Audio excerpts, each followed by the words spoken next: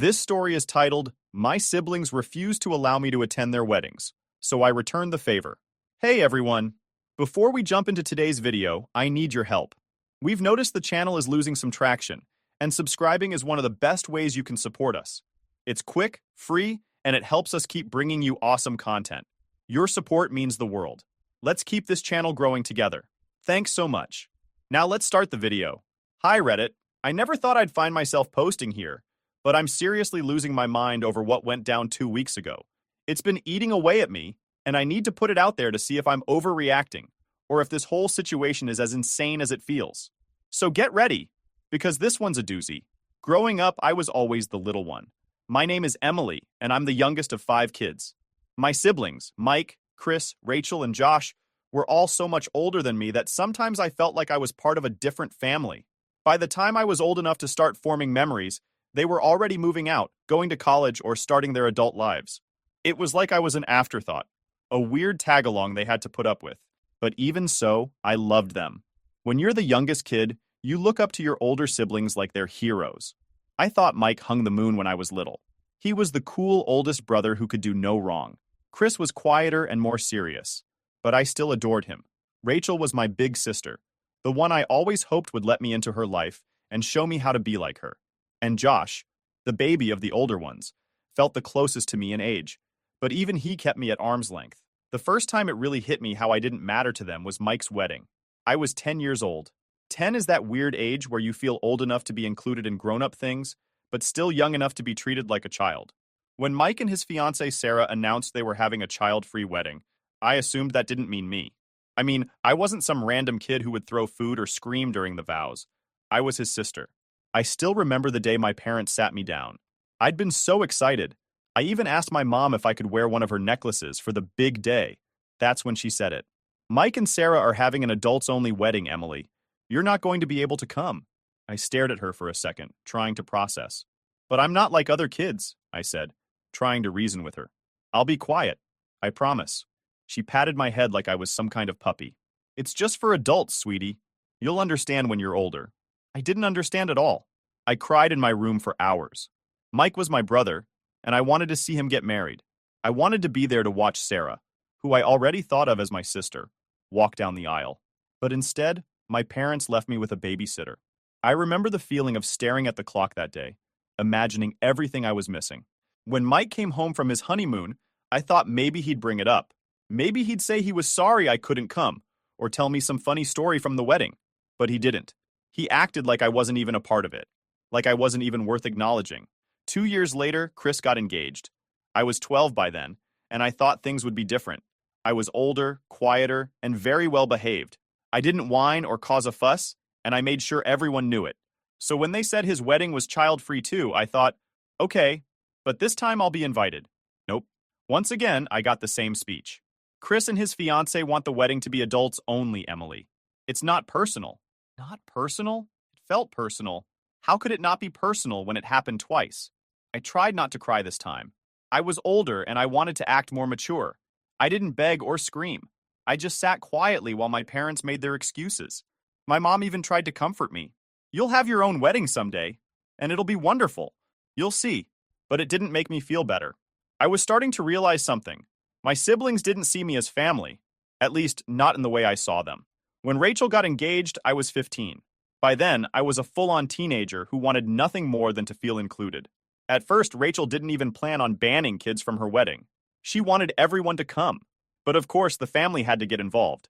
My aunts and uncles kept saying things like, "It's so refreshing to have a wedding without kids running wild. And children just make things so chaotic." Eventually, Rachel caved. The rule became no one under 16. I was 15. 15. So close that it felt like a slap in the face. I went to Rachel and asked, "Can't I just be an exception? I'm your sister. I'll be quiet, I promise." Rachel looked at me with this serious expression and said, "If I make an exception for you, what about the other kids? It wouldn't be fair." Fair? Are you kidding me? I lost it. I started yelling, "It's not fair that I can't go to any of your weddings. I'm not just some kid, I'm your sister." That's when my parents got involved. I got grounded for 6 months for disrespecting Rachel and causing drama. 6 months.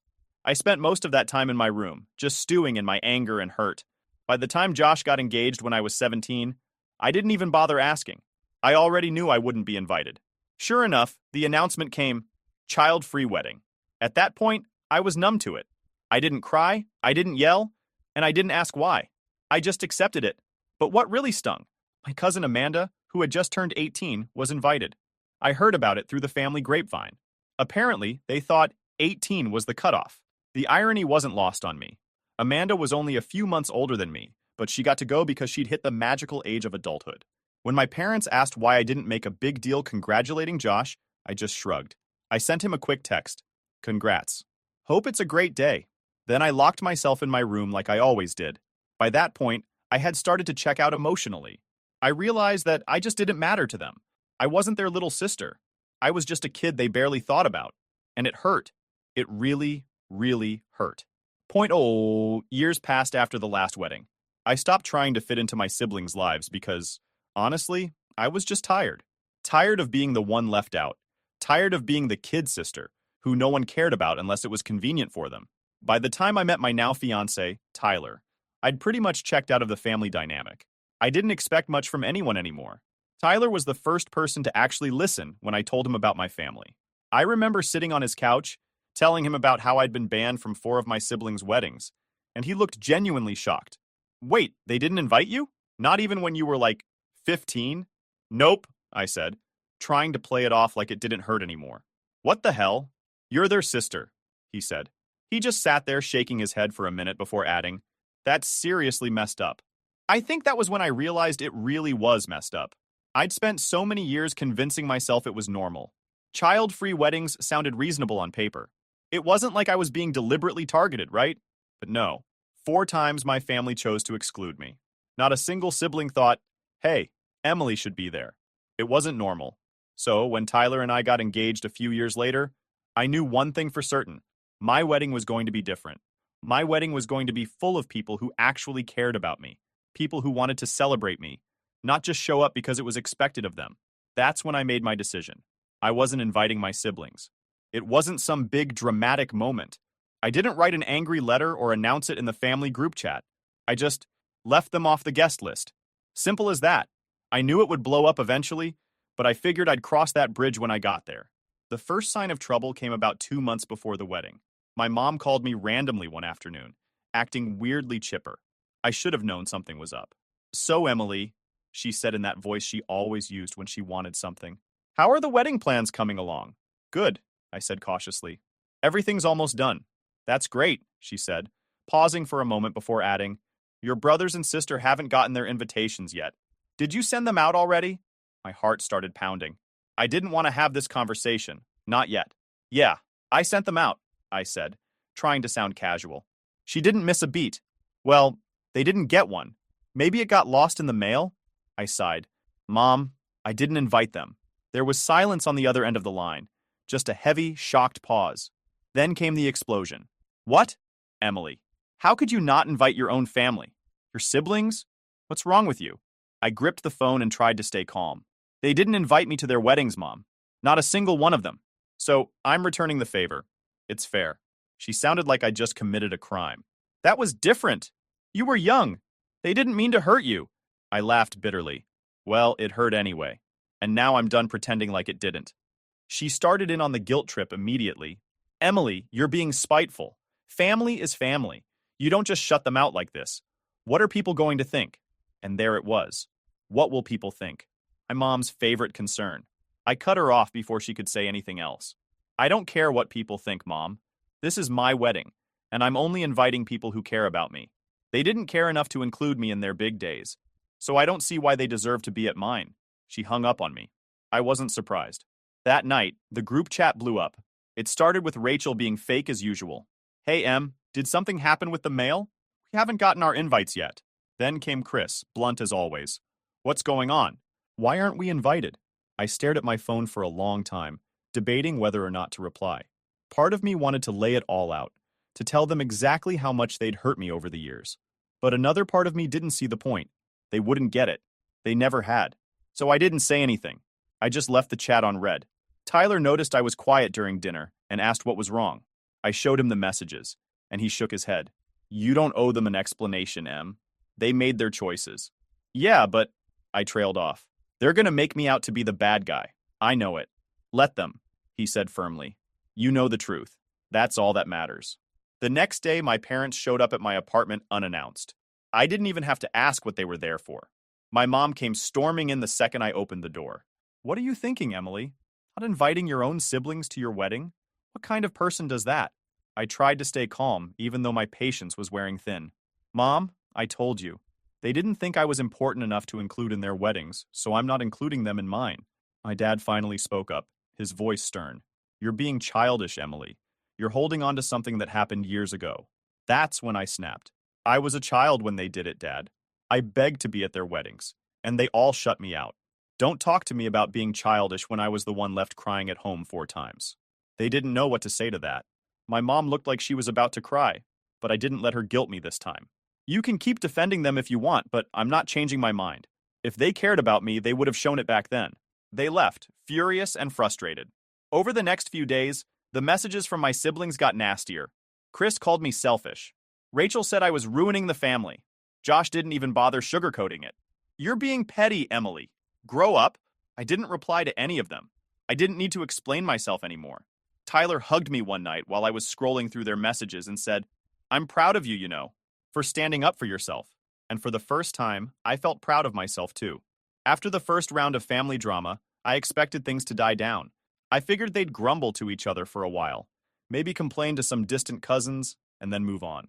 That's how things usually went when my family didn't get their way, but I underestimated just how big of a deal they were going to make this. It started small. Rachel, of course, couldn't resist posting a passive-aggressive status on Facebook. Family is forever, even when some people forget what that word means. I rolled my eyes so hard I thought they might get stuck. Tyler was scrolling next to me on the couch, and when I showed him the post, he shook his head. What is she, 14? Basically, I muttered, trying to brush it off.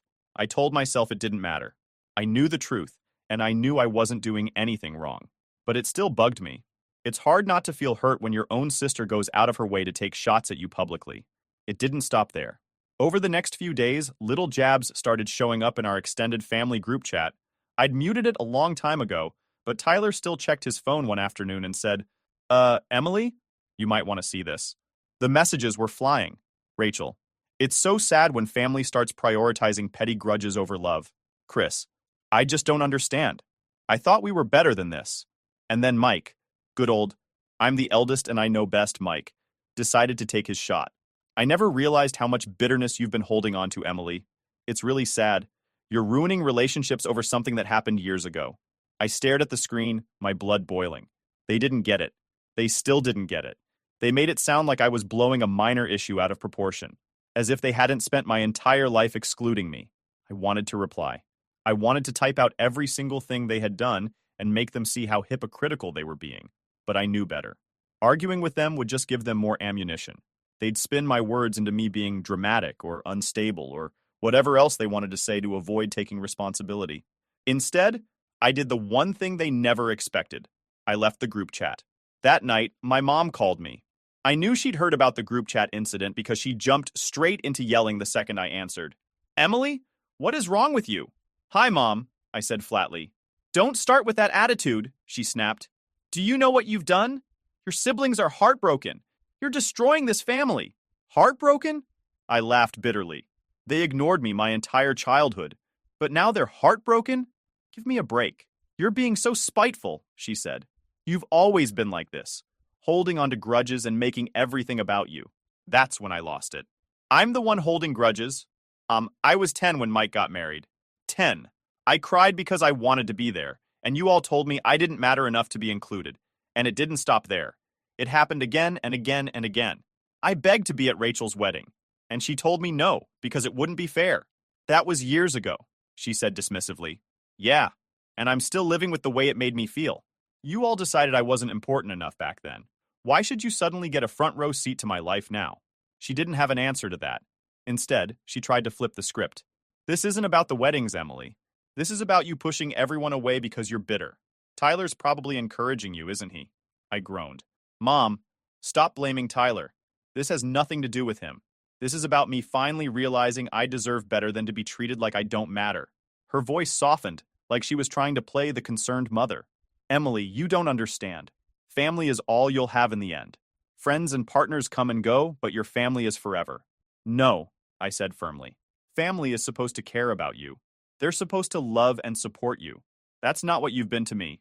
She started crying. Big dramatic sobs that I knew were more about guilt-tripping me than anything else. You'll regret this one day, Emily, she said through her tears. You'll see. I don't think I will, I said quietly, before hanging up. Over the next week, things got worse. I blocked Rachel and Chris on social media because I couldn't take the constant snide comments. My mom called Tyler twice, apparently hoping to talk sense into him. He didn't answer. Then Mike sent me a long email. Yes, an actual email. About forgiveness and family unity. He even had the nerve to quote some Bible verse about letting go of anger. I didn't respond. Tyler and I sat down one night, and I vented about everything. It's like they're determined to pretend I'm the problem. They don't see how messed up it is that they ignored me for years, and then flipped out when I finally stood up for myself. You know what it is? Tyler said. They're not mad that they weren't invited. They're mad that they don't get to control you anymore. That hit me like a punch to the gut. He was right. My whole life, my family had treated me like an afterthought, like someone they could dismiss whenever it suited them. But now that I was doing something for myself, something they couldn't control, they couldn't handle it. They'll get over it eventually, I said, though I wasn't sure I believed it. And then Tyler said something that really stuck with me. Maybe they will, maybe they won't. But either way, it's not your problem. He was right.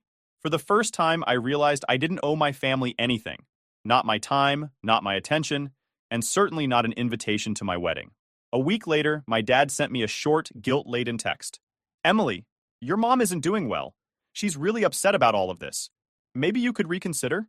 I stared at it for a long time before replying. Maybe she should have thought about that before ignoring me all those years. I hit send, then blocked his number. For the first time in a long time, I felt free. The weeks leading up to my wedding were a strange mix of excitement and tension.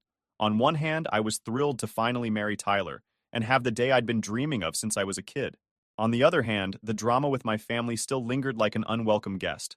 My parents had stopped calling me directly, probably because I'd blocked my mom's number after her last meltdown.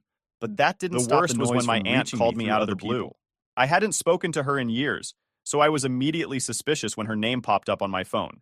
I answered, and she got right to the point. Emily, honey, I don't understand why you're making such a big deal out of this, she said, in her sweet but condescending tone. Family is family. It's not right to leave your siblings out of your wedding. I sighed, gripping the phone a little tighter. Aunt Linda, it's not just about the wedding. This has been years in the making. I'm not going to change my mind. But it's family, she pressed, like that word was supposed to fix everything. I'm sure they didn't mean to hurt you back then. Can't you just let it go and be the bigger person?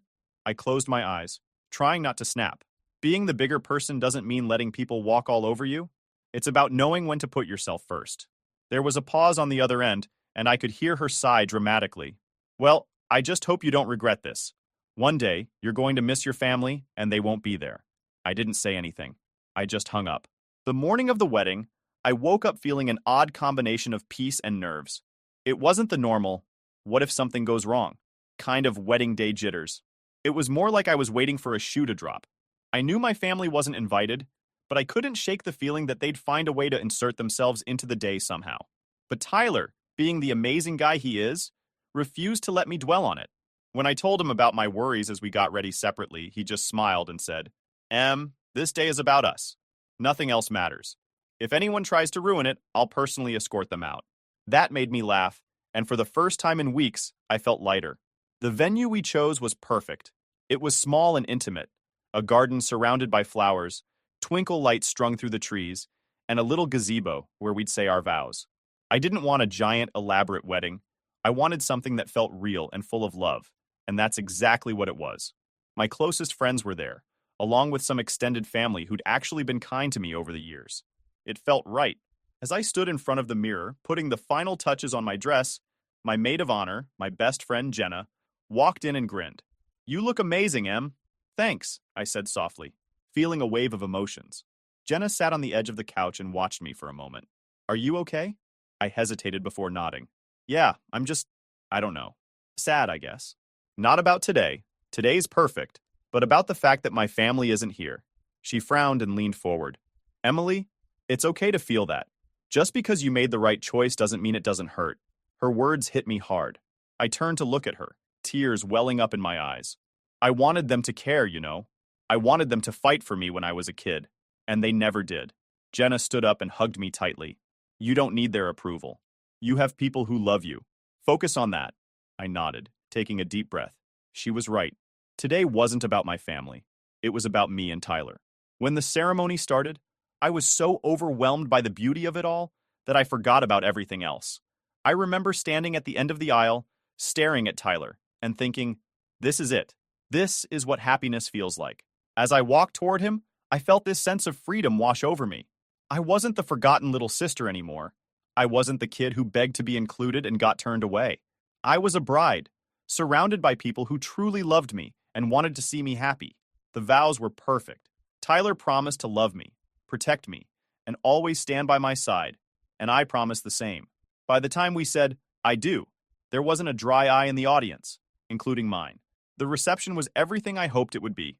We laughed, we ate, we danced until our feet hurt. My friends toasted to us, sharing funny stories and heartfelt wishes for our future. Tyler's parents, who had always been so kind to me, told me they were proud to have me as part of their family. At one point, I snuck away from the crowd just to take it all in. I stood at the edge of the garden, looking at the lights twinkling in the trees and the people laughing together, and I felt so full. For so many years, I'd believed the lie my family told me, that I didn't matter, that I wasn't important enough to be part of their lives. But standing there, watching all these people who truly cared about me, I realized something. I matter to the people who actually deserve to know me. Later that night, as the reception started winding down, one of my cousins pulled me aside. Hey, Emily, I probably shouldn't say this, but I groaned. What is it now? She looked sheepish. Your mom and Rachel apparently threw some kind of dinner tonight, like as an alternative to your wedding. I stared at her for a second, then burst out laughing. Are you serious?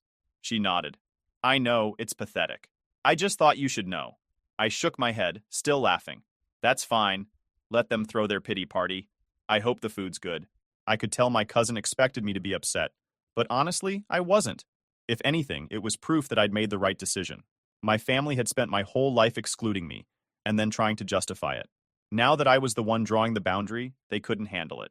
At the end of the night, Tyler and I shared one last dance while everyone gathered around us.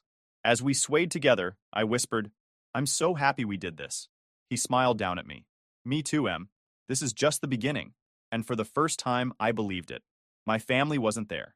They didn't get to see the best day of my life. But that was their loss, not mine. Because as I looked around the room, surrounded by love and laughter, I realized I had everything I'd ever needed, and none of it had come from them. I thought the worst of it was over after the wedding. I really did.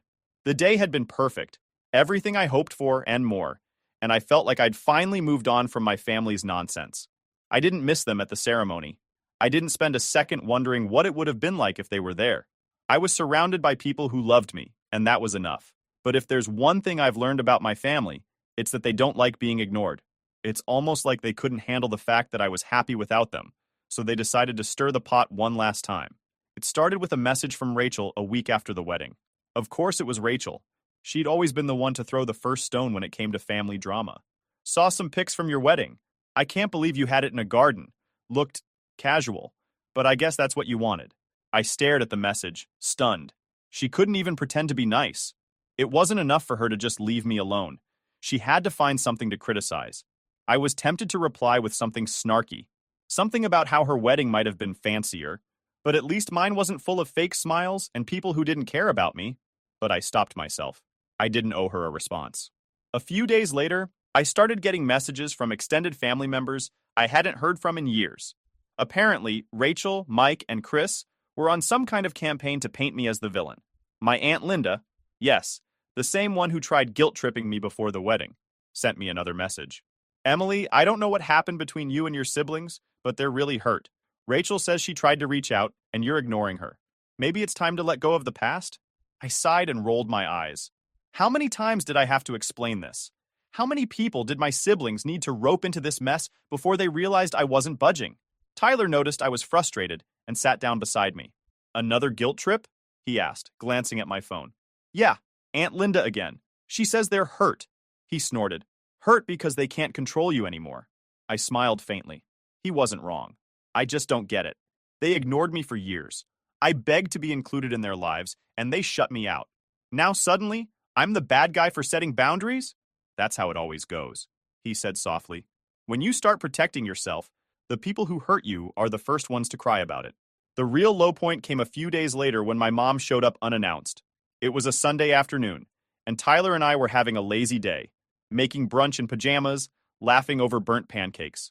We heard a knock at the door, and I froze. I just knew it was her. Sure enough, I opened the door to find my mom standing there, looking as dramatic as ever. "Emily," she said, her voice already carrying that familiar tone of disappointment. "We need to talk," I sighed. "Mom, now isn't a good time." She didn't care. She pushed the door open slightly, trying to step inside. Tyler appeared behind me, gently putting his hand on my shoulder for support. "Emily, please," she continued. "This has gone far enough. Your siblings are devastated. I'm devastated. Do you really think this is how family should act?" I clenched my jaw and kept my voice calm. "You don't get to show up here and lecture me, Mom. I invited the people who care about me to my wedding.